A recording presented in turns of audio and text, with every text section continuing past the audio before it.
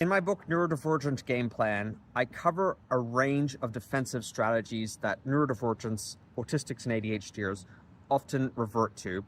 But one of the most common and perceivable one is learned defensiveness. And I'm just using this as a broad umbrella term, which those individual defenses I mentioned in my book could fall under.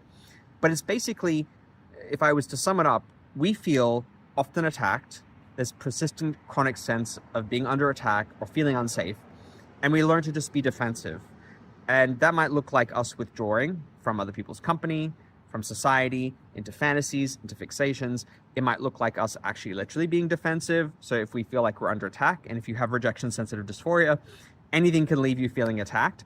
We're more likely to be defensive, to deflect, to blame monger or blame shift, to change the subject, to avoid, to argue like you're in a court of law, that you didn't do anything wrong, to preempt a threat and evade, whether through words or through physically going to a different space or averting an interaction with somebody.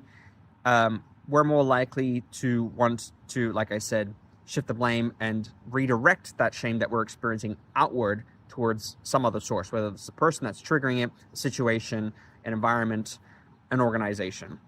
And we do this because the sum total of the shame we accumulate over a lifetime as a neurodivergent is crippling. It's incredibly demoralizing. And ego defenses we use to protect our ego against threats or sources of anxiety, are normative. We do all need them as human beings to manage anxiety. Some are more helpful, others are more maladaptive. But if you constantly exist in this state of learned defensiveness, it's kind of hard to flourish, right? Because you're always in a crouching position or curled up in fetal position, trying to protect yourself against the blows that might fall.